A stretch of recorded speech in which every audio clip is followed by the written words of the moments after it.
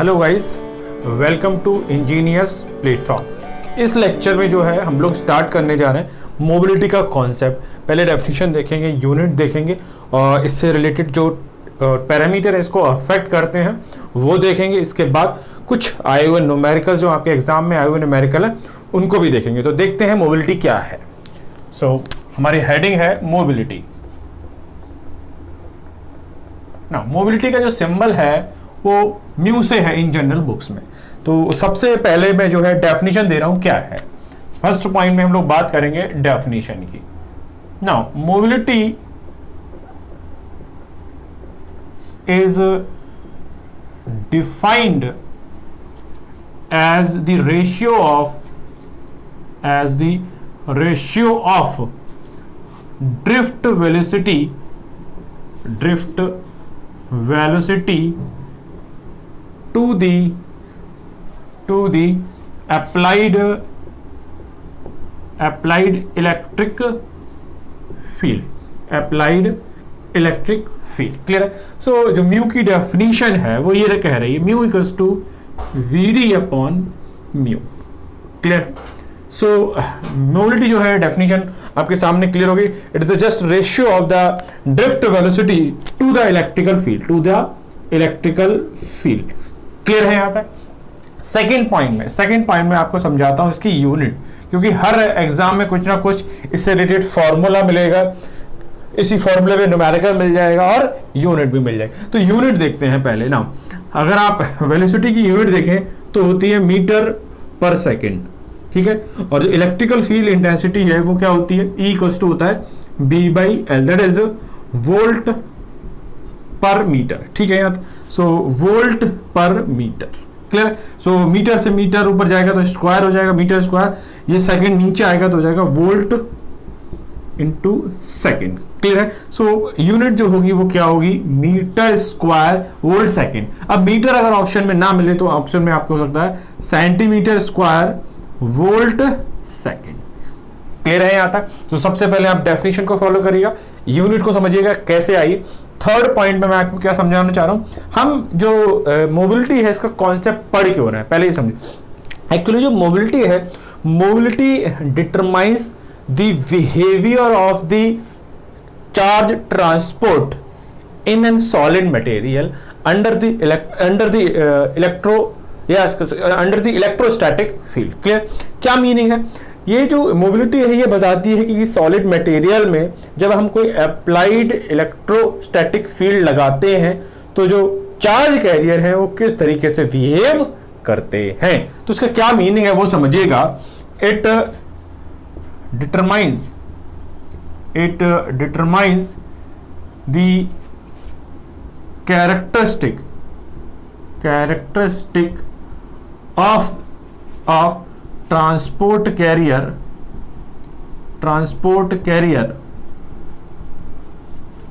इन solid material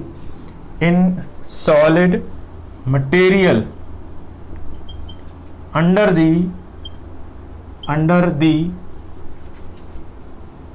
electric field. Clear है। तो simple सा मीनिंग है, जो मोबिलिटी है ये क्या बताती है, जो ट्रांसपोर्ट कैरियर है, जो चार्ज कैरियर है वो under the influence of electric field किस तरीके से बिहेव करते हैं, उनकी स्पीड क्या है वो ये बताती है। क्लियर है यहाँ तक। So definition clear, unit clear. Third point में जो क्या मीनिंग है उसका वो भी मैंने क्लियर कर दिया। अब इसका डेरिवेशन देख लेते हैं कि म्यू बराबर वीडी अपॉन ई कैसे आया। फिर मैं जो फैक्टर है इसको अफेक्ट करते हैं मोबिलिटी को वो समझाऊंगा, फिर न्यूमेरिकल स्टार्ट करता हूं। तो नेक्स्ट पॉइंट में हम देखते हैं कि इसका डेरिवेशन पार्ट क्या है।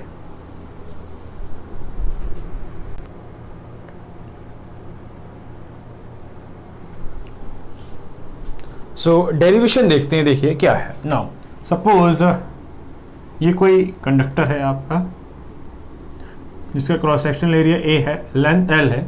हम इसको एक अप्लाइड वोल्टेज से कनेक्ट करते हैं। नाउ अब जो B वोल्ट की बैटरी जो है एक L मीटर या सेंटीमीटर लेंथ के जब कंडक्टर पर लगाई जाएगी, then this voltage is divided per centimetre और per metre, that is E equals to V/L। So meaning क्या, अगर सपोज ये आपकी बैटरी जो है वो 12 वोल्ट की है और ये जो है अगर आपका 100 सेंटीमीटर का है, 100 सेंटीमीटर का वायर है, then E is what 12 divide by 100, that is equals to what 0.12 volt per centimetre. That is per centimetre जो है 0.1 वोल्ट मिलेगा। अगर आप 1 सेंटीमीटर पे वोल्टेज को मेजर करोगे then this is 0.1 volt centimetre, that is called electric field. Clear है यहाँ तक? अब जरा समझिएगा ना, ये पार्ट पॉजिटिव है, ये नेगेटिव, ये पॉजिटिव, ये नेगेटिव। क्लियर है यहाँ तक? नाउ अब जो इलेक्ट्रॉन है वो किधर भागेंगे? अपोजिट डायरेक्शन में, क्योंकि इलेक्ट्रॉन में जो है नेगेटिव चार्ज होता है। बट जो होल्स होते हैं, होल्स किधर भागेंगे? अगर मैं बात करूं, थोड़ा सा पहले मैं इसको इरेज कर देता हूं ना। अब जरा समझिएगा, अगर मैं बात करता हूं आपके इलेक्ट्रॉन की, तो इलेक्ट्रॉन इधर भागेगा, और जो होल्स हैं, होल्स को मैं डिफरेंट मार्कर से बनाता हूं, होल्स इधर भागेंगे, क्योंकि होल्स पे कैसा चार्ज है प्लस, और इलेक्ट्रॉन पे कैसा चार्ज है, तो होल प्लस की तरफ भागेगा, और जो जो इलेक्ट्रॉन है वो प्लस की तरफ भागेगा, और जो होल्स है वो नेगेटिव की तरफ भागेगा। ये बात क्लियर है? जिस स्पीड से ये होल और electron under the influence of electric field plus और माइनस टर्मिनल की तरफ जाते हैं, उस चीज को बोलते हैं हम मोबिलिटी। मीनिंग क्या हुआ? जब आपने एक इलेक्ट्रिक फील्ड लगाया, इस इलेक्ट्रिक फील्ड की वजह से, मैं सीक्वेंस समझा दूं, जब आपने इस कंडक्टर पर इलेक्ट्रिकल फील्ड लगाया, then due to this electrical field there is a force F equals to Q, that is plus minus. Clear है? प्लस और minus according to the electron और होल्स। क्लियर है? इस फोर्स की वजह से जो है होल और इलेक्ट्रॉन जो है वो अपोजिट डायरेक्शन में क्या करते हैं? मूव करते हैं। इस फिनोमिना में जो स्पीड आई और इलेक्ट्रिकल फील्ड की वजह से आई है, इन दोनों के रेशियो को हम क्या बोलते हैं? मोबिलिटी बोलते हैं। ठीक है यहाँ तक? अब अगर मैं बात करता हूं डेरिवेशन की, तो जरा समझिएगा डेरिवेशन कैसे करते हैं। नाउ सिंस जब हमने इलेक्ट्रिकल फील्ड लगाई, देन इलेक्ट्रोस्टैटिक फोर्स की डेफिनेशन यही है, that is F equals to QE। Clear है? नाउ अब अगर F इक्वल्स टू QE है, then according to Newton's law that is F equals to MA that is equals to QE। Clear है यहाँ तक? मैं यहाँ पॉजिटिव नेगेटिव नहीं ले रहा हूँ, होल्स या इलेक्ट्रॉन पार्टिकुलरली नहीं बात कर रहा हूँ। क्लियर है यहाँ तक? Now so according to Newton's law दोनों फोर्स क्या होंगे? इक्वल होंगे। नाउ एक्सेलरेशन क्या होता है अगर आपको पता हो? एक्सेलरेशन क्या होता है? अगर आप थोड़ा सा स्पीड की डेफिनेशन दें, speed equals to distance upon time. Similarly the acceleration is v/t। Agree? So मैं यहां पर जो एक्सेलरेशन है उसको ले रहा हूं drift velocity upon the relaxation time. Clear है? Now F equals to QE है। अब जो बुक्स हैं उनमें Q को, कुछ बुक्स में Q को E से शो किया गया है, तो उस पर ध्यान दीजिएगा कि किसी बुक में Q है, किसी बुक में E है, बट दोनों का मतलब क्या है? एक ही है। सो मैं यहाँ E ले रहा हूँ, E। ठीक है? अब अगर मुझे क्या चाहिए था? मुझे चाहिए था VD की value. So suppose VD equals to क्या आएगा? E, capital E upon M into tau. Clear है? अब मेरे पास क्या रिलेशन था? अगर आपको याद हो, म्यू बराबर था VD अपॉन E। ठीक, अब मैं इसको सेट करता हूं, VD equals to charge into tau upon M into E। अब इन चीजों को मैं क्या मान ले रहा हूं भाई? कांस्टेंट मान ले रहा हूं। इनको क्या मान ले रहा हूं? कांस्टेंट मान ले रहा हूं। Then VD is equals to mu E। Clear है यहाँ तक? Now from that the mu is VD upon E। Clear है? So mu equals to VD upon E। Clear? समझ में आया? So what is that meaning? Mobility is just per volt metre लगाने से जो इलेक्ट्रॉन है वो कितनी तेजी से लेफ्ट में या राइट में, या होल्स जो है लेफ्ट में या राइट में मूव कर रहे हैं, that is called what? Mobility. So mobility की सिंपल डेफिनेशन है, अगर आप E को 1 कर दें कि अंडर 1 वोल्ट पर मीटर और under 1 volt per centimetre the velocity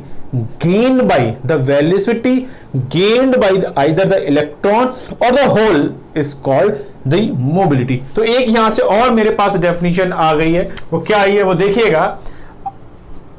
under the influence of electric field, the velocity gained by either the electron or hole is called mobility। ठीक है भाई यहां तक। सो ये आपके सामने एक और डेफिनेशन तैयार हो गई है, but numerical point of view से आपको ये देखना है mu equals to BD upon E। Clear है? प्रूफ बहुत इजी है, डन। अब यहां से मुझे ये पता चल गया जो म्यू है, म्यू की वैल्यू है क्या, म्यू की जो वैल्यू यहां से अगर आपको समझ में आ रही है तो म्यू को मैंने यही तो माना है। So mu equals to what, E relaxation time tau upon M। So यहां से मुझे दिख रहा है जो मोबिलिटी है वो किन किन चीजों पे डिपेंड कर रही है या नहीं कर रही है। सो नेक्स्ट पॉइंट में मैं ये आपको बताना चाह रहा हूं कि मोबिलिटी जो है यहां से चार्ज पे डिपेंड कर रही है, फिर रिलैक्सेशन टाइम पे डिपेंड कर रही है, मास पे डिपेंड कर रही है, ऐसे टेम्परेचर पे भी डिपेंड करती है, डोपिंग पे भी डिपेंड करती है, इलेक्ट्रिक फील्ड पे भी डिपेंड करती है। सो नेक्स्ट पॉइंट में मैं आपको बताना चाह रहा हूं कि the factor which can affect the mobility. Clear है यहां तक? सो नेक्स्ट पॉइंट में हम समझते हैं कि मोबिलिटी को कौन कौन से जो फैक्टर हैं वो अफेक्ट करते हैं। तो स्टार्ट करते हैं नेक्स्ट पॉइंट को।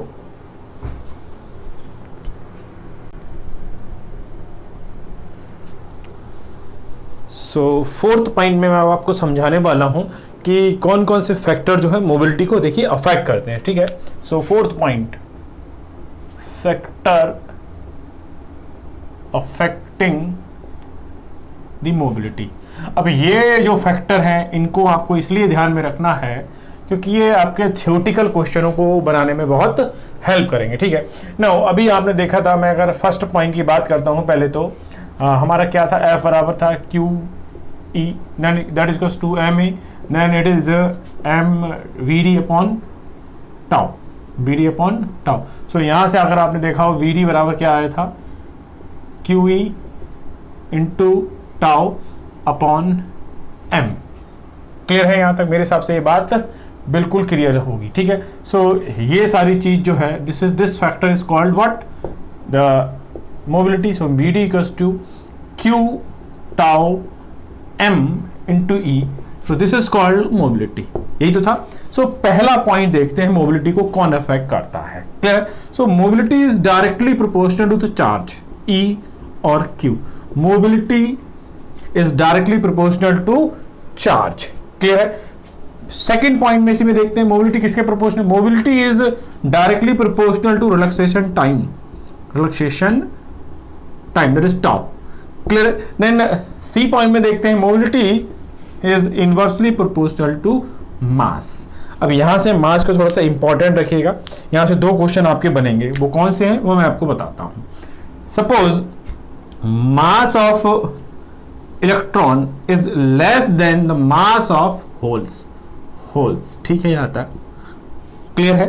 सो ये तो आपको पता है, अगर ये उसका जिसका मास कम होगा उसकी मोबिलिटी ज्यादा होगी, और जिसकी मोबिलिटी ज्यादा होगी तो मोबिलिटी से अगर यहां से आप डेफिनेशन से समझें, म्यू बराबर था VD अपॉन E। अगर कांस्टेंट इलेक्ट्रिकल फील्ड दे रहे हैं तो mobility is directly proportional to VD। So जिसकी मोबिलिटी ज्यादा यानी कि VD उसका ज्यादा होगा। ये बात तय है बिल्कुल। सो अगर मैं कहूं mass of electron is less than mass of holes, then M of E is less than M of holes. Short में मैं लिख रहा हूं H को। क्लियर है? Then mobility of electron is greater than the mobility of holes. Clear है? Done है? ये बात समझ में आ गई। पहला तरीका है ये समझने का कि मोबिलिटी किसकी ज्यादा होती है। मोबिलिटी जो है इलेक्ट्रॉन्स की ज्यादा होती है एज कंपेयर टू होल्स। तो यहां तो मैंने एक मास के कॉन्सेप्ट से बताया, बट होता है क्या है एक्चुअली में, जो इलेक्ट्रॉन है वो सप्लाई से या इलेक्ट्रोस्टैटिक जो फील्ड है उससे जो फोर्स लग रहा है, उससे जो एनर्जी मिल रही है, उससे कम एनर्जी लेकर फास्ट स्पीड में दौड़ते हैं, बट जो होल्स है उनसे मैक्सिमम एनर्जी लेकर कम स्पीड में दौड़ता है। इस वजह से जो मोबिलिटी ऑफ इलेक्ट्रॉन है ज्यादा होती है और मोबिलिटी ऑफ होल्स क्या होती है, कम होती है। तो यहां पर एक पॉइंट और लिख लीजिएगा, electron takes less energy and moves fast so the mobility of electron is greater than the mobility of holes. दोनों चीजें याद रखिएगा, जिस तरीके का ऑप्शन आएगा उस तरीके का ऑप्शन हम लोग खेल लेंगे, ठीक है। तो सी पॉइंट तक क्लियर हो गया कि जो मोबिलिटी को है, 3 फैक्टर तो अकॉर्डिंग टू फॉर्मूला बिल्कुल अफेक्ट कर रहे हैं। अब मैं नेक्स्ट फैक्टर जो है D factor, effect of temperature, effect of temperature देखिएगा। नाउ अगर मैं बात करूं तो इफेक्ट ऑफ टेम्परेचर मोबिलिटी के साथ कैसा रिलेशन है, तो ग्राफ से समझिएगा। ये रहा टेम्परेचर, ये रहा मोबिलिटी।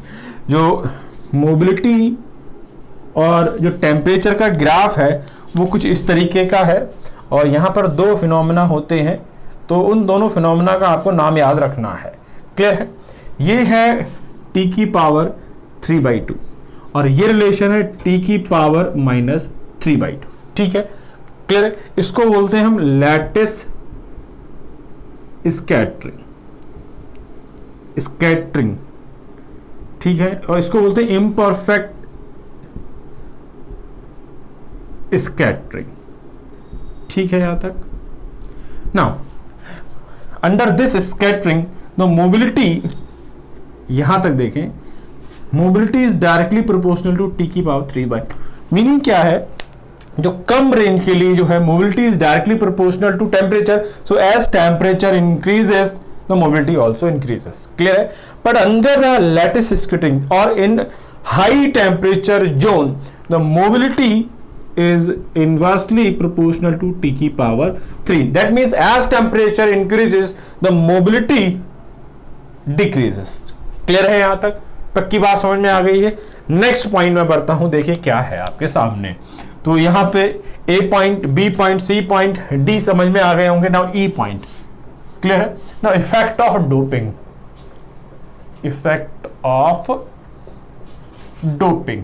तो डोपिंग का क्या इफेक्ट है वो समझिएगा। नाउ अगर हम बात करें मोबिलिटी जो है डोपिंग, और डोपिंग का मतलब क्या होता है, जो भी प्योर मटेरियल है उसमें कुछ अशुद्धियां मिलाना, कुछ एक्स्ट्रा चीज मिलाना, जिससे कि जो कंडक्टिविटी है, जो इंट्रिंसिक सेमीकंडक्टर मटेरियल है, उसकी जो कंडक्टिविटी है, करंट जो है वो क्या हो जाए, बढ़ जाए। इसलिए हम क्या करते हैं, डोपिंग करें। बट इन जनरल क्या है, अगर हम बात करें mobility decreases as doping decreases, so relation क्या होगा, mobility is inversely proportional to doping. तो ये आप थ्योरेटिकल क्वेश्चनों के लिए बात समझिएगा। नाउ अगले पॉइंट की बात करता हूं, A B C D E F. Now effect of electric field, effect of electric field देखिएगा। नाउ इफेक्ट ऑफ फील्ड का देखिएगा क्या होगा, mu versus electrical field graph. So in this zone the mobility is constant, in this zone the mobility is constant. That means in starting range the mobility versus electrical field is constant, but as you increase the electrical field, this graph is rectangular hyperbola, or mu is inversely proportional to under root of e, inversely proportional to 1/√e, ठीक है। and when you further increase, आप और आगे को बढ़ाते हैं, then this graph becomes linear and mu is inversely proportional to e, and this range is 10 की power 3 volt पर मीटर। क्लियर है? सो मैंने अभी आपको कितने इफेक्ट समझाए, मोबिलिटी का चार्ज का रिलेशन, मोबिलिटी का रिलैक्सेशन टाइम, मोबिलिटी का मास के साथ, मोबिलिटी पर टेम्परेचर का इफेक्ट, मोबिलिटी पर डोपिंग का इफेक्ट, मोबिलिटी पर इलेक्ट्रिकल फील्ड। अब लास्ट पॉइंट में जो है मैं मोबिलिटी को, जो मोबिलिटी की वैल्यू है डिफरेंट मटेरियल की, लाइक सिलिकॉन के अंदर इलेक्ट्रॉन भी होंगे, होल्स होंगे, जर्मेनियम के अंदर इलेक्ट्रॉन्स भी होंगे, होल्स होंगे, तो उनमें इनकी मोबिलिटी क्या होती है, इनके रेशियो पे भी क्वेश्चन बन सकता है, तो वो मैं और समझा दूं। फिर जो थ्योरेटिकल पार्ट है मोबिलिटी का वो ऑलमोस्ट कंप्लीट है, देन हम लोग न्यूमेरिकल स्टार्ट करते हैं इसी में, ठीक है। तो लास्ट पॉइंट जो थ्योरेटिकल पॉइंट है वो और कवर कर लेते हैं।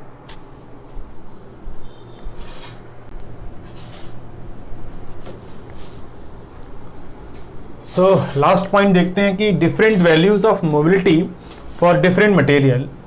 नाउ अगर मैं जर्मेनियम की बात करूं तो जर्मेनियम में जो इलेक्ट्रॉन की मोबिलिटी है वो 3800 एंड होल की जो मोबिलिटी है वो कितनी है 1800। तो अगर मैं इनका रेशियो देखूं, mobility of electron upon mobility of holes, तो 3800 अपॉन 1800, तो 2 0 से 2 0 खत्म, 2 एकम 2, और अगर मैं बात करूं तो कितना, 2 में 18 और सॉरी 2 एकम 19 हो गया और 2 में 18, सो 9 दूनी 18। ये मोबिलिटी ऑफ इलेक्ट्रॉन, अगर मैं बात करूं mobility of electron is 2 to 3 times of mobility of holes. ठीक है, यहां तक पक्का।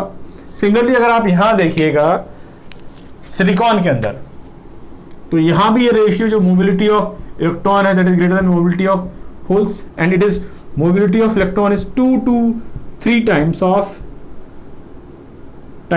Mobility of holes. क्लियर है? सो ये डिफरेंट वैल्यू आपको याद रखनी पड़ेगी, क्योंकि कभी कभी एग्जाम में क्या होगा, किसी भी पर्टिकुलर मटेरियल में आपको ratio of mobility of electron to the mobility of hole पूछ लिया जाएगा। तो आपको ये याद रखिएगा, this ratio is approximately 2 to 3 time according to different book data. Clear है? सो यहां तक हमारा थ्योरेटिकल पार्ट कंप्लीट हो गया है। एक न्यूमेरिकल मैंने लिया है जो बड़ी थ्योरेटिकल क्वेश्चन है, जो कि आपके आरआरबी जेई एग्जाम में आया हुआ है। क्लियर है? तो देखते हैं, the mobility of an electron in a conductor is expressed in terms of, simple से यहां पूछा है कि इसकी यूनिट क्या होगी। तो पहली यूनिट है centimetre square upon volt second, फिर है सेंटीमीटर अपॉन वोल्ट सेकंड, फिर है सेंटीमीटर स्क्वायर अपॉन वोल्ट, और लास्ट जो यूनिट है वो है centimetre square volt into second. Clear है? तो मेरे हिसाब से जो यूनिट है यहां पर एक ऑप्शन में थोड़ा सा चेंजेस करना पड़ेगा, क्योंकि दोनों ऑप्शन क्या हो रहे हैं, मैच कर रहे हैं। तो मैं यहां पर थोड़ा सा चेंजेस कर देता हूं। ठीक है, अब समझते हैं इस क्वेश्चन का क्या आंसर होगा। नाउ मोबिलिटी क्या थी? Mobility is defined as the ratio of the drift velocity upon electric field. Clear है? सो इसकी यूनिट क्या होती थी, मीटर पर सेकंड, और जो ई था उसकी यूनिट क्या होती थी, वोल्ट पर सेकंड, वोल्ट पर मीटर। ठीक है यार? सो मीटर का स्क्वायर हो गया ऊपर जाके, और यहां हो गया वोल्ट इंटू सेकेंड। अब यहां पर मीटर नहीं है तो हम क्या कर सकते हैं, इसको सेंटीमीटर या मिलीमीटर जो भी मानना है मान लीजिए, centimetre square upon volt into second. ठीक है यहां तक? तो देखिए कौन सा ऑप्शन मैच कर रहा है, सेंटीमीटर स्क्वायर एक ही ऑप्शन में है, सॉरी 2 ही ऑप्शन में, तो ये भी गलत, ये भी गलत। नीचे वोल्ट सेकंड का इसमें है, तो वोल्ट सेकंड सिर्फ एक ही में, तो इस क्वेश्चन का जो आंसर होगा वो क्या सही होगा, ए। तो सिंपल सा मैंने कहा था यूनिट पे भी क्वेश्चन आ सकता है, और आपके सामने आरआरबी जेईई में मिल गया है। तो 2-3 क्वेश्चन और कर लेते हैं जो आपके कॉम्पिटिटिव एग्जाम में आए हुए, जिससे आपको किस तरीके के क्वेश्चन जो है मोबिलिटी पर आते हैं वो क्लियर हो जाता है। ठीक है, तो नेक्स्ट क्वेश्चन की तरफ मैं बढ़ता हूं।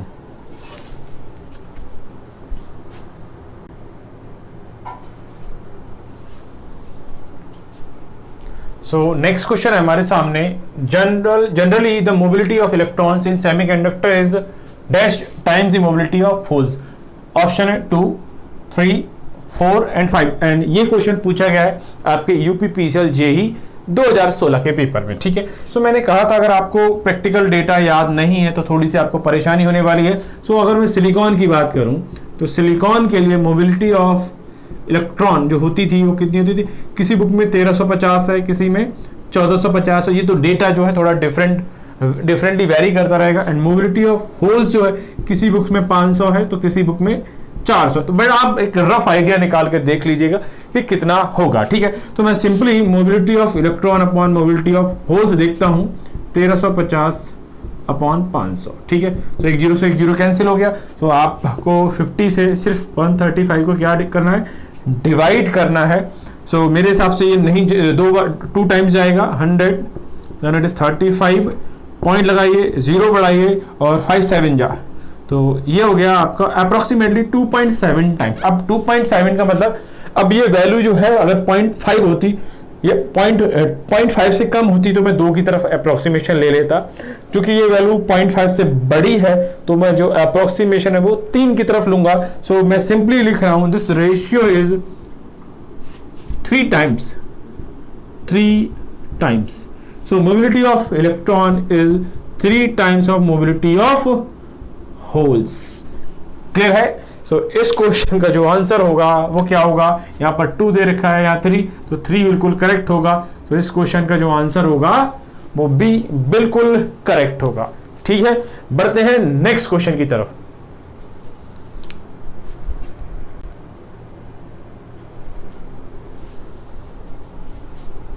सो नेक्स्ट थर्ड क्वेश्चन है जो कि हमारा आरआरबी जेई 15 में आया हुआ है। और इस क्वेश्चन का क्या है देखते हैं। Conduction electrons have more mobility than holes because they are, simple सा क्वेश्चन ये पूछा है जो इलेक्ट्रॉन की मोबिलिटी है that is greater than the mobility of holes, क्यों होती है। ठीक है, पहला option they are lighter, have negative charge, need less energy to move them, and last है experience collision frequency। ठीक है, सो मैंने आपको बताया था, अगर आपको याद हो सॉल्यूशन में, mobility of electron is greater than that of holes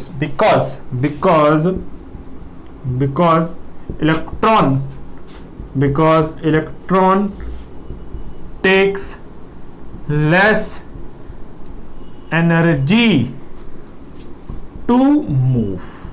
और तरीका बताया था मैंने क्या कि मोबिलिटी जो है, याद रखने का तरीका बताया था, mobility is inversely proportional to mass. So जो इलेक्ट्रॉन है वो मास में हल्के होते हैं, लाइटर होते हैं, that's why their mobility is greater. अब यहाँ आपके सामने दोनों ऑप्शन आ गए हैं, देखिए कैसे। जो यहाँ पर एक पॉसिबिलिटी है, दो लाइटर भी होते हैं, और एक ऑप्शन आ गया है ये जो है कम एनर्जी लेते हैं। अब इन दोनों ऑप्शन में से हम किसको प्रेफरेंस दें, तो प्रेफरेंस नंबर 1 समझिएगा। जो प्रेफरेंस नंबर 1 है, mobility of electron is greater than that of holes because electron takes less energy too. This is preference number 1। इसको मैं कह रहा हूं प्रेफरेंस, आप किसको देंगे, preference number 1, preference number 1। Clear है ऑप्शन, क्योंकि दोनों ऑप्शन में पड़े हैं। क्लियर, बट मुझे जाना है मोर करेक्ट की तरफ, और जो प्रेफरेंस नंबर 2 है, क्लियर, वो ये है कि मोबिलिटी ऑफ इलेक्ट्रॉन जो ज्यादा होती है वो इसलिए होती है क्योंकि मास जो इलेक्ट्रॉन का होता है वो होल से कम होता है, इस वजह से mobility of electron is greater than the mobility of holes. Clear है, सो प्रेफरेंस नंबर 2। अब दोनों में आ जाएंगे तो किसे प्रेफरेंस देंगे, फर्स्ट को देंगे। तो फर्स्ट वाला कहां पे पड़ा है, सी में पड़ा हुआ है। तो इस क्वेश्चन का जो आंसर होगा वो बिल्कुल करेक्ट क्या होगा, सी होगा। ठीक है, यहां तक।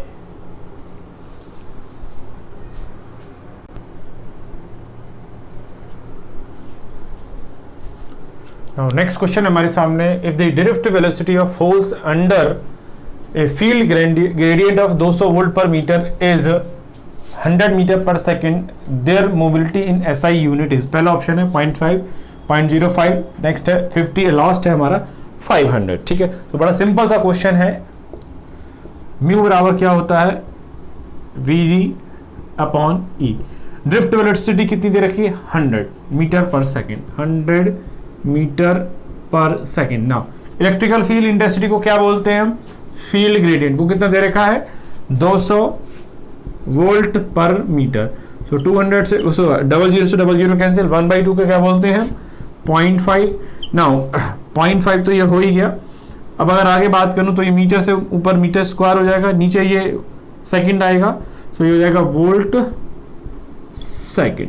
सो it is 0.5 metre square volt second. कोई दिक्कत नहीं होनी चाहिए मेरे हिसाब से। तो इस क्वेश्चन का जो आंसर होगा वो क्या ठीक होगा, ए बिल्कुल करेक्ट होगा। तो सिंपल फॉर्मूला बेस्ड क्वेश्चन है। ठीक है, यहां तक।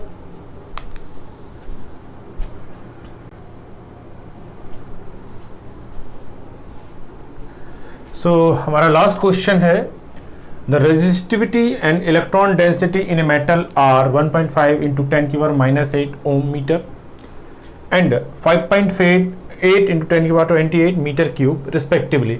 The electron mobility in the metal is. ठीक है, तो ये क्वेश्चन इंपॉर्टेंट है। ये इंपॉर्टेंट क्यों है मैं अभी बताने वाला हूं आपको।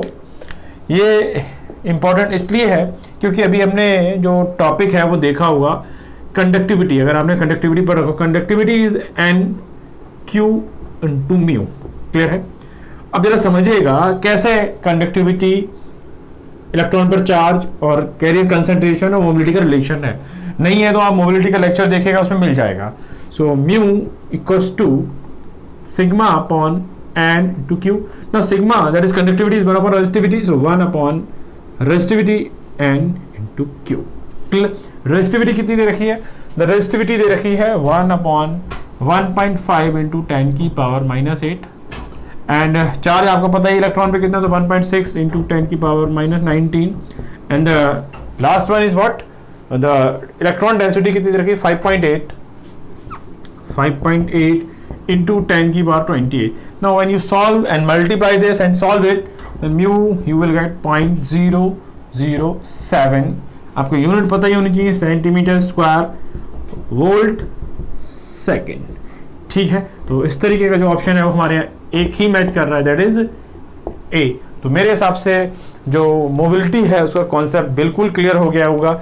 डेफिनेशन है, यूनिट है, क्या क्या फैक्टर्स को अफेक्ट कर रहे हैं, डिफरेंट मटेरियल में इसकी वैल्यू क्या है, सारी चीज़ें मैंने आपको लगभग बता दी हैं और 5 न्यूमेरिकल करा दिए हैं। होपफुली आपको मोबिलिटी का कॉन्सेप्ट बिल्कुल क्लियर हो गया होगा। ठीक है यहाँ तक?